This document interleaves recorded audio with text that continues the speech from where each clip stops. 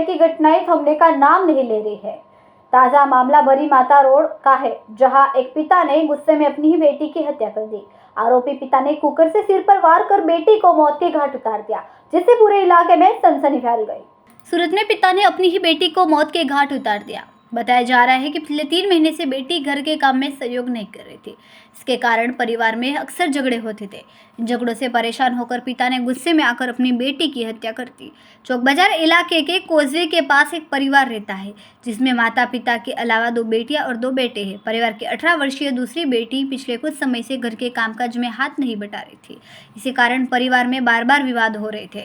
पिता ने गुस्से में आकर बहस के दौरान कुकर से बेटी के सिर पर वार कर दिया।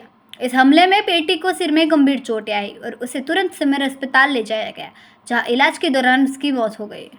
पुलिस ने आरोपी पिता को गिरफ्तार कर लिया है और आगे की जांच शुरू की है। ગત તારીખ 28/11/2024 કલાક 1 થી 2 વાગ્યાના સુમારે સુમન મંગલ આવાસ ભરી માતા ચોક બજાર પોલીસ સ્ટેશન વિસ્તારમાં બાપ દીકરી વચ્ચે ઘરકામ બાબતે બોલાચાલી થતા જેના બાપે પોતાની દીકરીને કુકર વડે માથા અને મુખ ઉપર ગંભીર ઈજા કરતા સ્મીર હોસ્પિટલમાં પોતાની માતા ગીતાબેન મુકેશભાઈ પરમાર કે જેઓ સ્મીર હોસ્પિટલમાં આશરે 2 થી 3 વાગ્યાના સુમારે હોસ્પિટલમાં એડમિટ કરેલ। ત્યારબાદ ભોગ બનનાર જે છે એની તપાસ ઇન્વેસ્ટિગેશન ને બધું ચાલુ કરતા ભોગ બનનારની માતા ગીતાબેન પરમારની ફરિયાદ લેવામાં આવેલી અને એતાલીબેન ઉંમર વર્ષ 18 કે જેઓ છૂટક જોબ કરે છે તેઓની બાપ દીકરી વચ્ચે બોલાચાલી થતા તેઓને એડમિટ કરેલા અને મોડી રાત્રે જે એતાલીબેન છે ઇસ્મેર હોસ્પિટલમાં ડૉક્ટરે એને મરણ જાહેર કરેલા। ત્યારબાદ મરણ હત્યાનો કલમનો ઉમેરો કરવામાં આવેલ અને હાલ આરોપીને અરેસ્ટ કરેલ છે। તપાસ ચાલુ છે।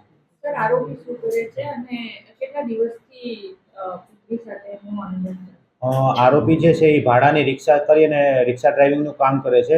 પોતાના સંતાનમાં 2 દીકરા અને 2 દીકરીઓ છે, જેમાંથી બીજા નંબરની દીકરી હેતાલીબેન છે, જે બાબતે છેલ્લા 3 મહિનાથી બાપ દીકરી વચ્ચે અવારનવાર ઘરકામ બાબતે પ્રોબ્લેમ હતા અને કોઈ પણ ફોન આવતો તો કામ મૂકીને જતી રહી, જે બાબતે બોલાચાલી થયેલી, જેમાં ગઈકાલે ઉશ્કેરાઈ અને પિતાએ પોતાની દીકરીને કુકરના 10 થી 12 ઘા મારી અને હોસ્પિટલમાં એડમિટ કરતા મરણ જાહેર। સંવાદદાતા શના શિરચાટ, BHP ન્યૂઝ, સુરત।